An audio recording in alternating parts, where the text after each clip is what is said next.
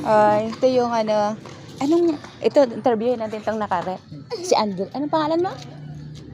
Anong pangalan mo? Andre. Anong feeling na tutuliin ka na ngayong araw? Masarap. Ha? Masarap. Nasarapan ka na, hindi pa nga ikaw natuli, nasarapan ka na. Gusto ko. Gusto daw niya eh. Ewan ko tong isa, yung naka-orange.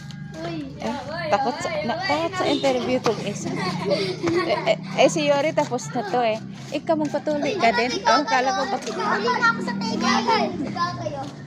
Halika kay, dali kay. Interview. Halika dito kay.